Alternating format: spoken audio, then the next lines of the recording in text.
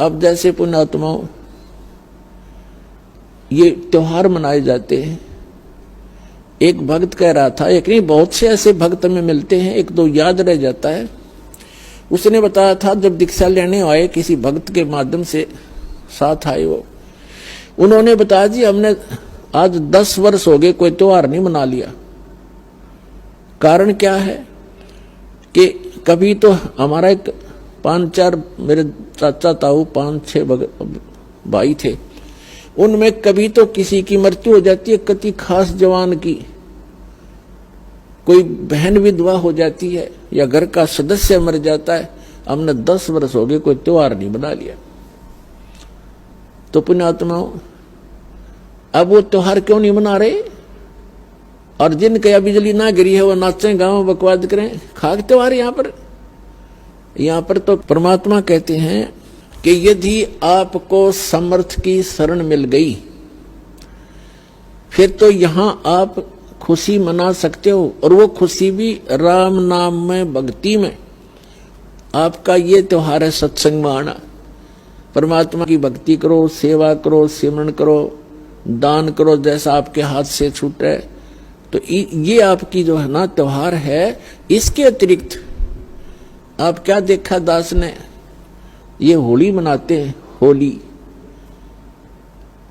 जब से हमें ज्ञान हुआ है हमारे बच्चे भी नहीं करते, छोटे छोटे बच्चे भी अपने घरों में रहते हैं, उस दिन बाहर नहीं निकलते, क्योंकि समाज में ये ज्यादा परंपरा प्रचलित है।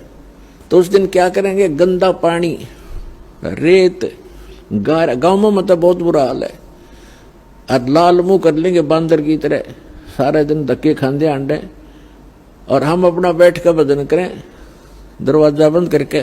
जैसे अब ये आएगी क्या नाम, पूर्णमासी रक्षाबंधन कहते हैं, सारी उल्टी परंपरा काल की। एक बहन बता रही थी जब दीक्षा ली उसने, और ये उसको ये सब मर्यादाएं बताएगी, सत्संग सुनाए जाते हैं। पहले थोड़ी संगत थी, 100, 200, 400 भक्त आ जाते थे, बैठ जाते थे, सब अब अपनी सुनाया करते थे मेरे पास बैठ के। तो एक बहन कह रही थी जी आप, पहली बार तो मैंने दुख हुआ था इस बात का जब ये सुना कि भाई रक्षाबंधन भी भाई का नहीं बांधना है। तो अब मुझे पता चला कि मैं रक्षाबंधन वाले दिन अपने भाई के रक्षा बांधने के लिए गई थी, रक्षाबंधन राखी बांधने खातिर गई थी, और मेरा भाई किसी कामवश मोटरसाइकिल पर गया हुआ था और उसकी इंतजार कर रही थी। अब क्या हुआ कि शाम के समय दुर्घटनाग्रस्त हो गया मेरा भाई, मृत्यु होगी, और उसका शव आया। ओए होए, पुण्यात्माओं हम रक्षाबंधन किस लिए बांधते हैं भाई के, बहन, कि हमारी रक्षा करे। अब जब वो अपनी ही रक्षा नहीं कर सके, बहन की रक्षा कहां से कर देगा? जो रक्षा करने वाला है परमात्मा का रक्षाबंधन बांधो, और उसका रक्षाबंधन है पुण्यात्माओं, उसका नाम लो, उसकी शरण में आ जाओ।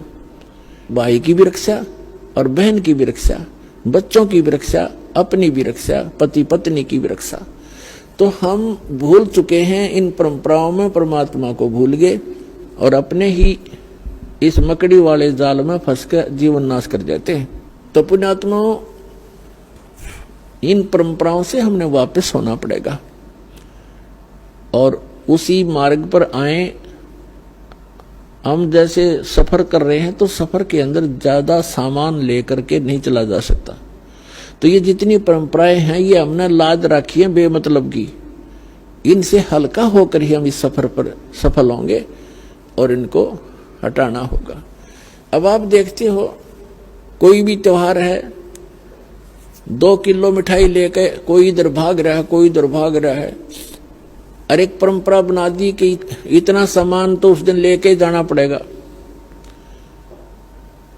वो मिठाई, वो घेवर जो भी ले जाते हैं वो कैसा बनता है, इतनी जनता को एकदम कहां से लाएंगे? वो इतना खोआ मावा बना करके, सारा डुप्लीकेट माल, अड़ंगा खाना।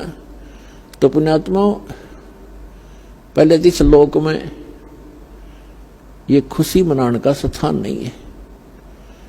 हाँ, परमात्मा कहते हैं समर्थ का शरणा गहो रंग होरी हो, फिर कदे न हो एकाज राम रंग होरी हो। समर्थ की शरण गहो, समर्थ का शरणा गहो रंग होरी हो। आपके होरी माने खुशी। आपके घर में अगर खुशी मनानी है तो समर्थ की शरण में आ जाओ, आपका रोज होरी रहेगी। ये सत्संग में आना ये आपकी होली है, यही आपकी दीपावली है और यही आपके सारे त्योहार हैं। कहते समर्थ का शरणा गहो रंग होरी हो, फिर कभू ना हो अकाज, कोई आपका बुरा नहीं होगा। राम रंग होरी हो, राम के नाम की या खुशी बनाओ। फिर तो इस प्रकार हमने इन अपनी मर्यादाओं को भी सीमित करना है और भक्ति तभी हमारी सफल होगी।